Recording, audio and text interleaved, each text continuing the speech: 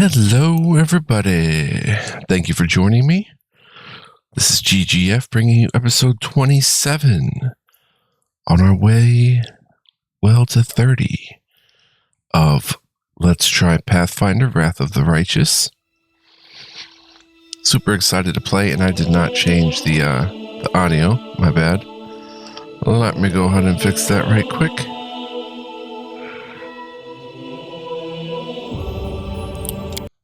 One second. All right, I apologize for that. Let's get it in, son.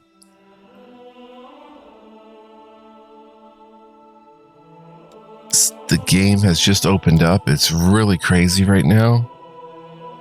It's 9 Rova, the 9th month.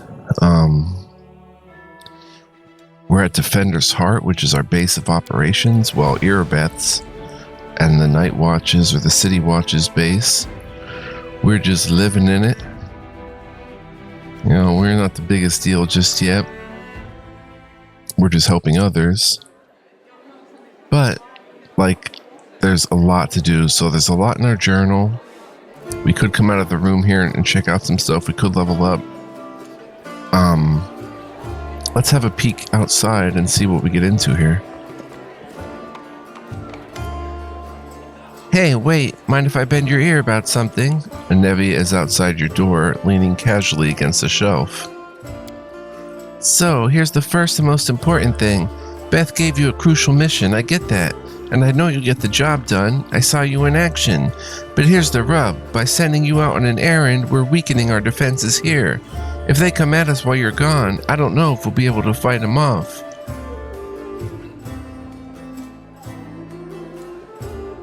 Everything seems clear so far.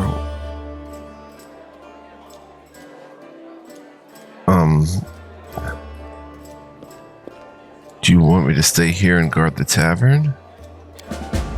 You what? No, your task is far too important. You can't just hole up here all cozy like waiting for the demons to knock on the door. We need to take the fight to them. But if those freaks try to make a move on this place, Beth will send a runner to get you. If that happens, you leg it back here, alright? Because if you don't, you'll be coming back to an ash pile. Got it? Everything seems clear so far. What else do you wish to discuss? So, the rift that dang beetle left with its scythe? Yeah, well, it cut the city into two, and it's kind of difficult to get across. My scouts tell me there's a halfway decent place to set up a crossing in Market Square. Not that any of them tried to make sure. But if you've got a mind to go across, and I think you're going to have to eventually, you might want to give the square a once-over. When do you think the demons will attack next? Your guess is as good as mine. It might not be here. They could attack the whole dang city. Those vermin know they've got the upper hand and that we're going to push back hard. If things kick off here, you should know. After they attack, some things could be changed beyond recognition. So if you've got any business that needs taken care of, you'd better do it soon. Okay, let's get this. If things kick off here, you should know. After they attack, some things could be changed beyond recognition. So if you've got any business that needs taken care of, you better do it now. So we've got to be pretty efficient with our time. Thank you for the warning. See you later. Later. Watch yourself out there. Interesting. Let's step out here. Here we've got Crusader. They all died. My whole troop. How much longer can we hold out? A day? 2? Horgus, my boy. 1,000 gold coins for you, just as promised. You helped me get back to the surface, and I duly paid you for escorting me. Horgus Worm always keeps his word. Now, speaking of our future cooperation... 1,000 gold, nice. Horgus looks at you with unvarnished disapproval, his arms folded across his chest, his foot tapping impatiently. I have a job that'd be perfect for someone like you. Naturally, I'll pay generously for your services. What do you mean, a job for someone like me? For an adventurer ready to sell their soul for booze and then lie down drunk in the gutter. Or do you think you're somehow different? A traveling knight, perhaps, noble of heart, but without a coin to your name? Horgus sizes you up critically, then sighs and shrugs. You seem a reliable enough ally to me, and you did get me out of those mongrel caves, so why should I care what you do with my money once you've got it? Succeeded at a perception check. Horgus seems like one of those people who think the entire world owes them something. However, you hear notes of hysteria beneath his smug arrogance. It's as though he's really quite nervous, but taking great pains to conceal it. Gain 13 experience.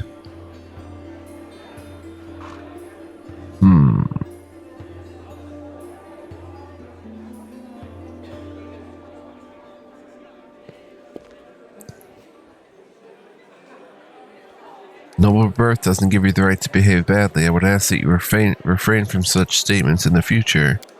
Horgus puts his hands on his hips. Oh, really? How impudent! No one dares tell Horgus Worm how to address the rabble. So what does this job involve? You shall be my bodyguard. You see, I have good reason to return to my mansion here. In Canabras, I still have, well, it doesn't matter. It's none of your business. My mansion is a breathtaking building with a large garden in the wealthy part of the city. Even before the demons attacked, every thief and fraudster in the city had tried to get inside, one way or another. I shudder to imagine the state it's in now. I have little hope that my guards were able to hold the mansion during the attack, and I expect that the servants fled when they saw the demons. Only Abadar knows what's happened there since. Therefore, I would ask that you meet me at my mansion and guard me there until I complete my business. Abadar? The god of cities, law, merchants, wealth, also called the god of walls and ditches in the Eastern Dragon Empires, is known to be a patient deity. Maintaining a strong neutral stance in his actions, he strives to expand civilization and order among the peoples of Galarion. I already asked the local paladins for help, but they've no desire to set foot outside this tavern. Dang cowards and traitors, that's what they are. Also, please do take Camellia with you. I trust that girl more than the rest of your gang. She is of noble birth, after all. I don't know about dealing with this guy. He's pretty, Well, what kind of reward are we talking about? 1,000 gold coins, Horgus replies without hesitation. That's a hard diplomacy check when we're only at +7.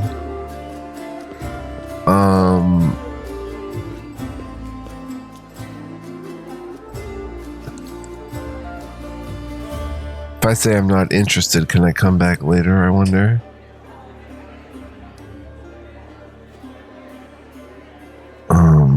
Just to keep an eye on him, I'll say deal.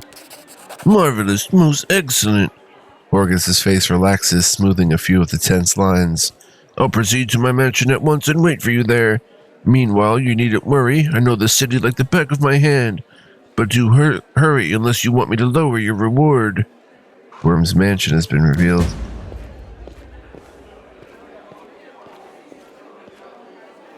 I don't know, there's a lot of pressure, time pressure. What if Canabras isn't the only city overrun? What if this is how it all ends? Jamil Hawks. A strange figure towers over the bar, a huge ungainly man with skin so milky white that his blue veins are visible even from a distance. His bald head is equal parts lumpy and pitted, and blood-filled eyes stare impassively out at you from beneath his pale brows. The glass in the albino's large, clumsy hands looks dangerously delicate, as if one twitch of those calloused fingers would be enough to crush it. A gold medallion engraved with a tankard gleams around his neck. What'll it be?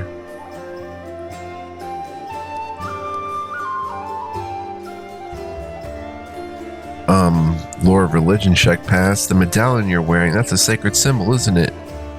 Are you a cleric of Cade and Kayleen? I'm a tavern keeper, first in the city, the best there's ever been, and I pray to the best god there is. Gain 5 XP. So who are you? The albino slowly takes your measure with his red eyes, and finally with a gentle sigh says, Jamil Hawks, vampire. Are you really a vampire? Jamil gives you a long look of reproach and then grudgingly answers, "No." "How did you end up in the Crusader City?"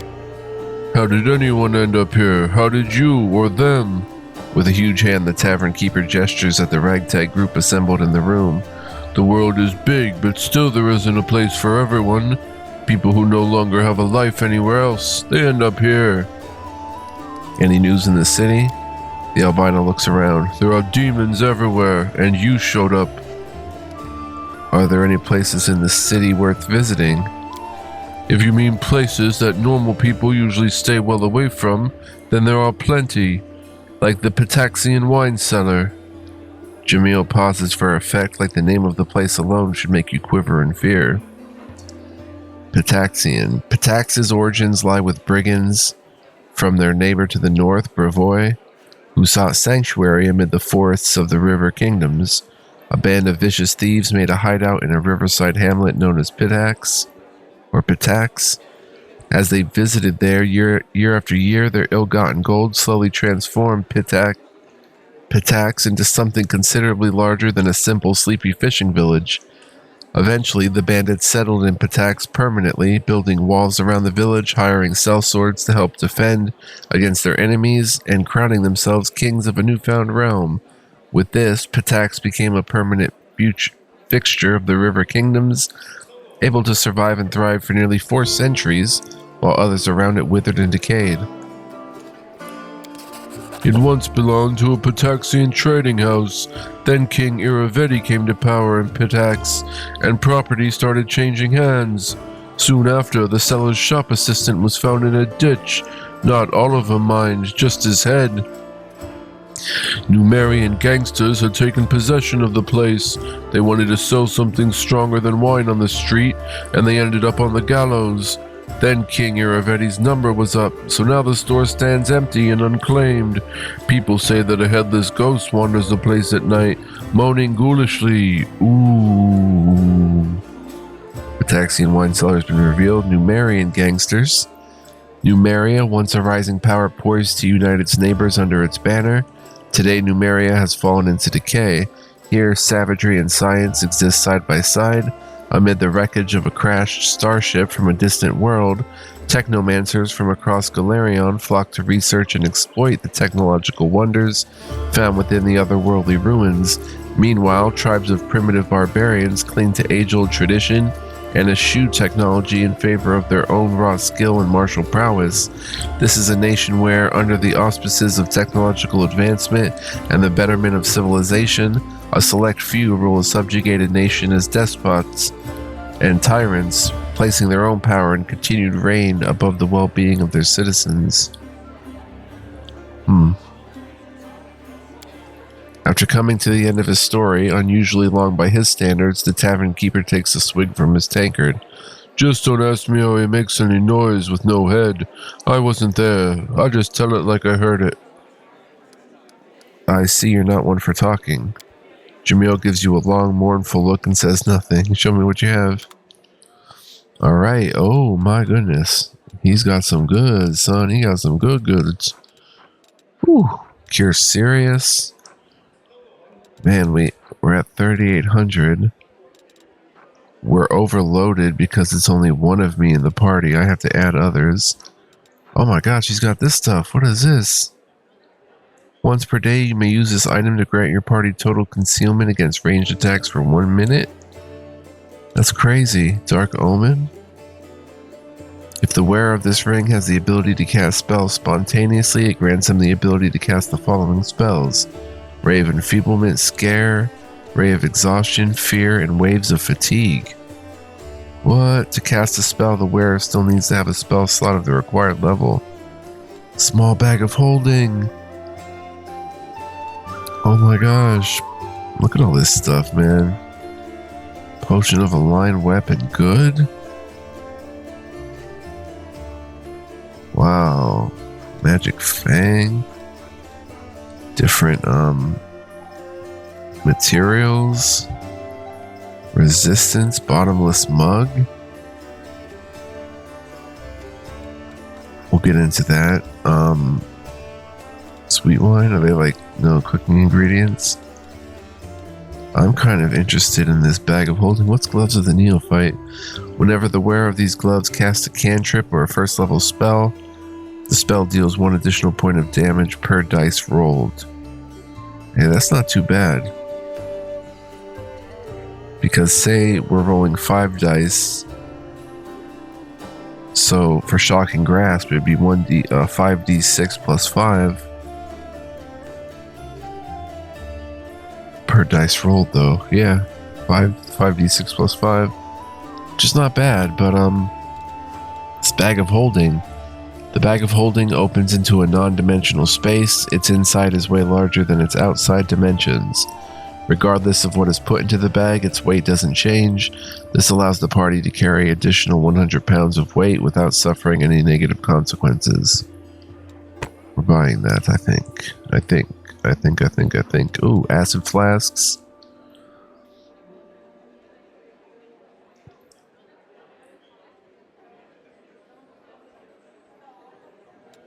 Alchemist fire. Potion of displacement, always nice. Heroism, bark skin, yeah, a lot of good stuff. I don't know if I'm going to buy anything just yet. Mage armor is always good.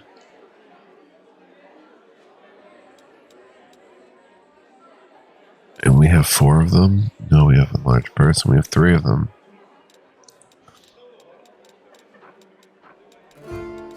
Let's see, do we actually want to sell anything? Any of these scrolls, I wonder?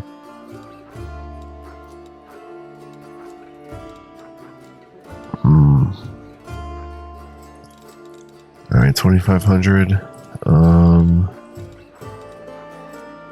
Oh, we picked up loot, that's right, Masterwork Scythes. Let's just keep 1 of those. 3 Masterwork Scimitars, keep 1. 13 Masterwork Glaives, there we go. Now we're down to... Oh, we're still overloaded. No kidding. Oh, it's just 1 person carrying all that gear, that's why.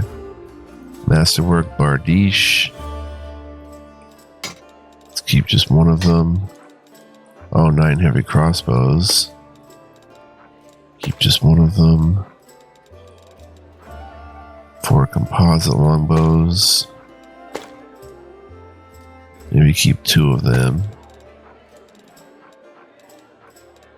And that puts us at heavy, but also getting... We only owe 96 for this bag of holding. Wow. Short bow. Sickle. Alright, then I guess it is time to... Oh, sell a long spear. Time to skedaddle. 95. I guess we could spend a little bit more. Buy a potion of mage armor. Alright, we don't have to spend too much right now. Bada bing, bada boom. Minus 100 pounds goes down to medium. Bulk selling, we have stuff to sell as well. We get 29 for it. Alright. Thank you, Jamil. Oh, Staunton. Hello. Staunton Vane. The dwarf resembles an abandoned citadel, one whose high crumbling walls are still holding fast, but whose empty, lightless windows make it clear that all inside is dead. Oh, it's you. Good work back there in the Great Garrison. Name's Staunton Vane. Have you heard rumors about me?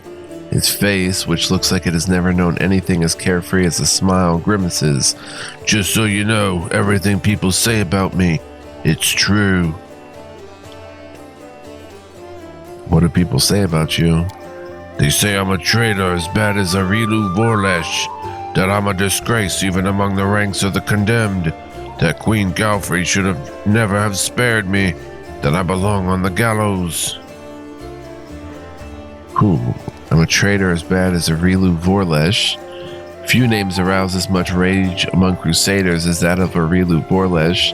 the Sarkorian witch who initiated the opening of the World Wound and later its expansion.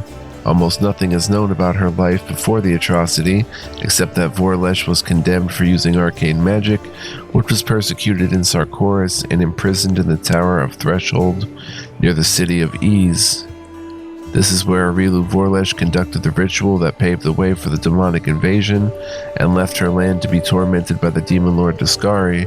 By some mysterious means, the witch transformed herself, changing from an ordinary human into a half-demon. Over the following century, Crusaders encountered Arilu Vorlesh or the results of her experiments a few times, but they learned nothing more of Daskari's henchwoman. She holds a high position in the ranks of the Army of the Abyss and bears the title of Architect of the World Wound. Wow. Who are the Condemned? They're a military unit made up of petty criminals conscripted as disposable soldiers and frontline fodder in the Mendavian Crusades. We know about Queen Galfrey.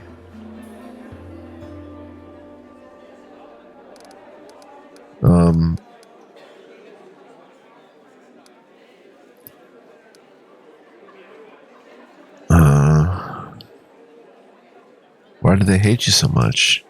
You really don't know? Staunton gives you a long, morose look, then sighs.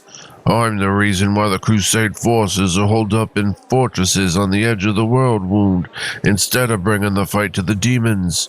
We used to have a foothold in the Wound, the mighty unassailable city of Dresden. We used to have it until it fell, and all because of my stupidity. I gave the enemy our main citadel. World Wound. A demon-haunted wasteland that lies at the northernmost reaches of central Avestan, the World Wound is an unnatural blight. It is a rift to the abyss opened on the material plane. It appeared shortly after the death of the god Arodin at the beginning of the Age of Lost Omens, and is probably the greatest threat to life on the face of Galarian. Dresden, founded as a city fortress during the hubris of the First Mendavian Crusade, Dresden was overtaken by the demonic hordes of the World Wound. It now stands as a demonic monument to the foolish naivety of those early crusaders. Just refreshing us, guys. I was tried. They wanted to execute me, and rightly so, but the Queen intervened. She said that I should live and fight in order to undo what I had done. So that's how I live, decade after decade, fighting in the Condemned. The dwarf shrugs. As you can see, I have fixed nothing, and I have earned no one's forgiveness. Are you going to spit in my face too? It wouldn't surprise me.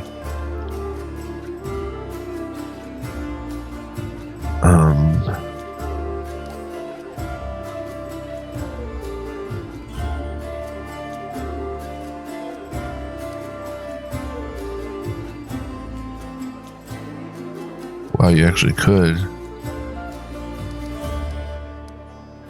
I'll just say good.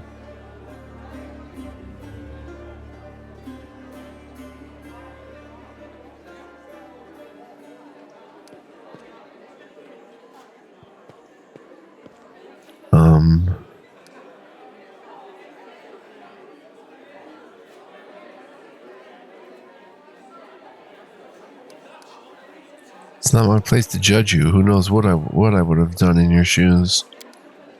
Really? Well, that's something, I suppose. The whole city fell because of you. How's that possible? What do you mean, how? The knight glares at you from beneath his furrowed brows. If you don't trust the word of a condemned, go ask somebody else, like my little brother Joran. And if you still don't believe it, what's it to me? But if you're about to ask me to recount the story of my disgrace for the thousandth time, don't. You really don't have any friends. I couldn't have survived this long if I were completely alone. Joran, my little brother, he keeps me going. He's never abandoned me. Everyone else shies away from me like they might catch what I've got. Even fighters in the Condemned console themselves by thinking, I got stripped of my rank, but at least I'm not Staunton. Commander Tirabade seems to be the only person in the whole army who remembers that I'm a soldier and not a drudge. She has no qualms about taking me into battle. She's had some mud flung at her in the past, or so I hear. That's why she tries to keep an open mind about people. It's no surprise that she's the only one to hold on to her sense of reason in this farce. So many years in the Condemned, surely you've paid your penance by now. That's not up for me to decide. My life is in the Queen's hands. He falls silent for a moment, and then in a trembling voice he adds, The Condemned isn't the worst part. Oh, these years I've prayed to Torag for forgiveness.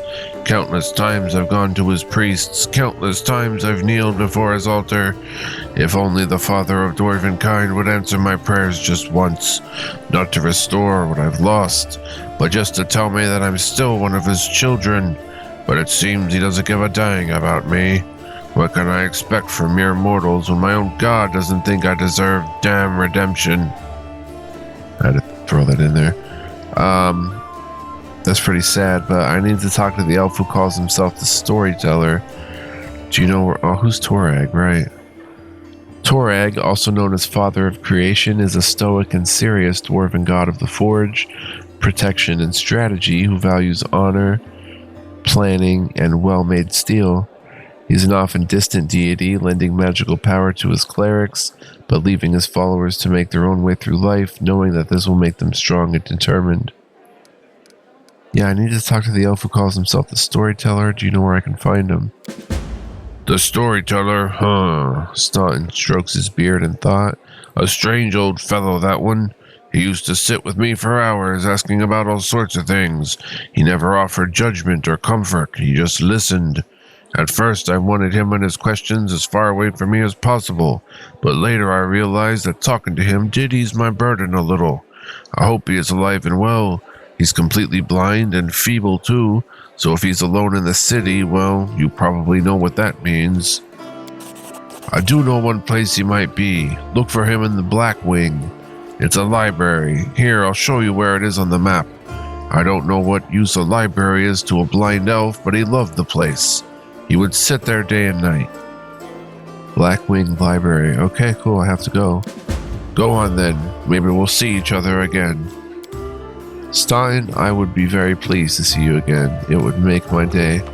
Camellia, are you just pulling up to the bar like this? Camellia looks you over pensively, toying with the snake-shaped bone amulet that dangles from her pale neck. Noticing your glance, she flashes you a cold, barely there smile. Greetings!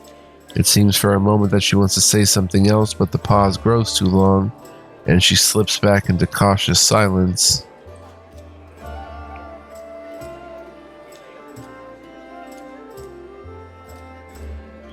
Tell me about yourself. You want to know more about me than you already do? Why? Camellia arches a dainty brow. I talk to the spirits of this tormented land, and they guide me in battle. I'll help you fight the demons, and I swear that you can rely on me in this matter. Isn't that sufficient? Where did you learn to wield a rapier so well? I had good teachers. Although they don't get all the credit, I am a most diligent student. Camellia licks her parched lips. Your amulet is quite unusual. Where did you get it? Ah, my little trinket. It's so nice of you to notice. But I assure you, this amulet is nothing but a bauble. Can a lady not be drawn to beautiful, useless things? You're much more relaxed during combat. Your battle cries are uninhibited. She blushes slightly and lowers her eyes. So you've noticed. To be honest, I find it embarrassing. You see, being a shaman means having spirits of battle as my ever-present companions. In the heat of combat, they become rather, vocal. Anyway, as much as I enjoy our delightful conversations, the spirits are calling me, and I must respond. Please excuse me. Camellia turns away, watching out of the corner of her eye.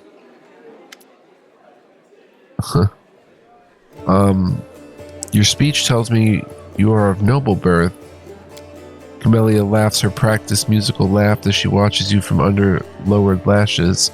You're most insightful, a fine quality to have. Camellia's laughter ends and unspoken words hang in the silence.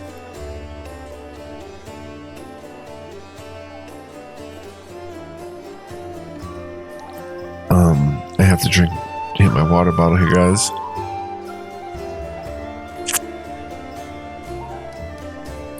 Still, I believe that being of noble birth does not give anyone the right to look down on others. Is that so? Well, thank you for sharing your opinion with me. I have to go. We'll talk later. I won't keep you. The dawning smile on Camelia's face freezes and quickly dies away. Huh.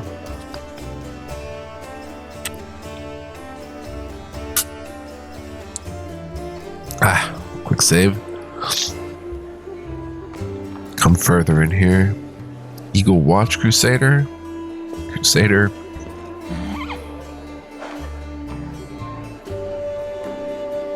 Canabra still has some fight in it. We'll make those demons rue the day they came here.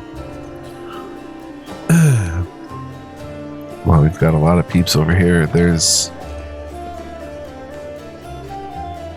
someone in the kitchen, and this leads off to different rooms, which we should go check. So before we head over there, let's head over here and go behind the place. We've got 2 purifying solutions. Praise the gods that we didn't all perish.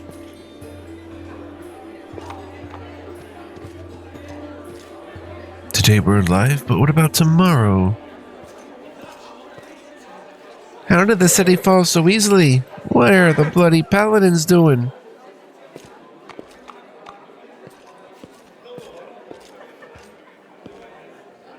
Iomade, our intercessor, don't abandon us in our despair. Oh wait, that's my room. I was like, there's a chest in there. Let's come in here. My horse is friendly. 2 flour, 3 mix of spices, and 3 mutated fish. And Eagle Watch Crusader. How much longer can we hold out? A day, 2? Foreign autumn haze. A tall, fragile-looking elf sits in front of you, eyes closed. He is as pale as a ghost, his arm wrapped in a blood-stained bandage. You spot other bandages on his body under his clothes, but even in such a miserable state, he manages to keep calm. Raising his eyes to meet yours, he says faintly, I am Foreign Autumn Haze, at your service. His pale lips are reddened by blood, but you see no signs of pain or fear in his gray eyes. Do you need help? After giving you a cold, intense look, he shakes his head. Do not trouble yourself on my behalf. A local healer tended to me. Besides, I come from a resilient, hardy people. My body will endure both the wounds and the poison delivered through them. Who are you? My name is Foreign Autumn Haze. I've come here from Keonan because I am a hunter, and all minions of evil are my quarry. I won't say more than that, if you don't mind. We are strangers and of different races and cultures. I'd rather not tell you more than is necessary. Keonan, the homeland of the elven races on Galarion. Keonan was almost completely evacuated by the elves just before the fall of the Starstone. They say that only recently, by elven standards, returned to Galarion to reclaim their ancient homeland and have become an isolationist realm, allowing few non-elven visitors into their mist-shrouded capital, Ayadara. I am Elzarian. You can trust me. I might be able to help you. After a brief pause, Foreign says, it would be impolite to refuse such a direct and friendly offer. Who is your quarry here in Mendev? I was hunting a fugitive, a Descarite by the name of Kaylessa. It pains me to admit that there are heinous malefactors such as her among my noble kind. I managed to catch up to her in Canabras, and I wounded her. Then demons appeared and the city was engulfed in flames. I was injured in the battle that ensued and couldn't free her soul from its service to her dark masters. He expresses no anger or hatred as he speaks, only compassionate sorrow. I'm sorry for your misfortune. I hope things will turn out differently next time. He purses his lips. There's no need for pity. Our ancient kind is blessed with great longevity. We gain a deeper understanding of the world than other races, and we learn our lessons better than anyone. That goes for learning from our mistakes as well. I survived, which means I will be more prepared when we meet. I'd like to get to know more about you. I won't hold anything back, not who I am, why I made my way here, or who it is that I'm pursuing. Tell me more about yourself. Other peoples tend to believe that identity is the sum of a person's actions and the events that happen to them. For them, I am one of a long line of warriors of Keonan, who since his youth has dedicated himself to hunting evil and injustice. For them, I am a successful and capable huntsman who has tracked down and slain a great many monsters. But I am an elf, and for me, my identity has a different meaning. It is shaped by the place where I was born, and that I love so deeply. I am shaped by what I find beautiful, and what makes my heart quicken, by the fears that come to me in the dead of night, by the things I find so intolerable that at the sight of them my very core darkens and fills with poison. Thus, to tell you who I am, I would require many days and much candor, which is more than you and I have at our disposal. Why did you choose to be a hunter of evil? Because I'm a son of a noble and proud nation. We are sometimes criticized for our arrogance, but no one dares doubt our honor. When a crime is committed, we cannot turn a blind eye. If we were to abandon our obligation to oppose evil, if we were to surrender this obligation to other races, we would also relinquish our preeminence. I have no more questions. As you wish. I wish to aid you in your hunt. Thorn covers his eyes wearily. I thank you, but this is my mission, and I'm used to facing all manner of terrors on my own. I do appreciate your willingness to help. If you happen to meet Kaylessa, take caution. She has turned many innocent souls to the path of evil, and darkness has rewarded her with many gifts. Her appearance alone will tell you that. It is warped. The agate skin, the malicious stare of her blood-red eyes, the bestial teeth. She's more monster than elf at this point. I get a +8 to DC, but okay, her appearance is warped. Agate skin, so I guess red. Malicious stare of her blood-red eyes, the bestial teeth.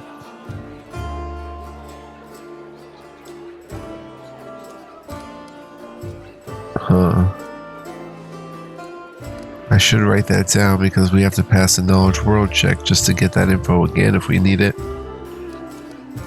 Let's go. Good fortune to you. Oh, it's written down in there. Oh, Jerna, I missed you. A young man in well-worn traveling clothes and a simple wooden symbol of Erastil on his chest is efficiently cutting a linen robe into strips to use as bandages. Despite his visible exhaustion, he works with zeal, singing some tune about red braids and ripe sheaves of wheat under his breath. He raises his warm chestnut-colored eyes to you. Are you one of the Crusaders? Thank you for defending those of us whose talents lie off the battlefield. I'm Jerna, servant of Erastil. Pleased to meet you. What are you doing? I only took my holy orders recently, so my god has only bestowed a little of his power upon me as yet. I'm sorry to say that the number of wounded fighters in this tavern is far beyond my power to heal. But there's a reason people say, have faith in the gods, but look to yourself first. I may not be able to help the wounded with magic, but I can at least cut up bandages. Are you from around here? No, I was just passing through Canabras.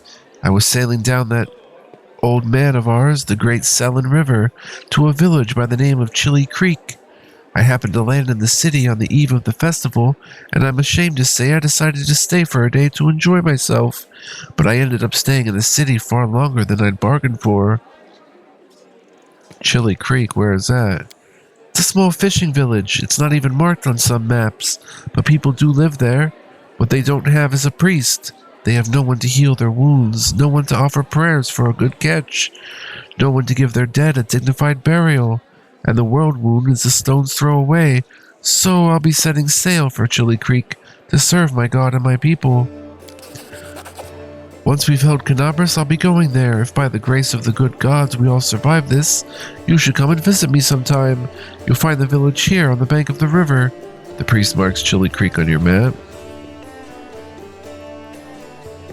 Oh, I wanted to see.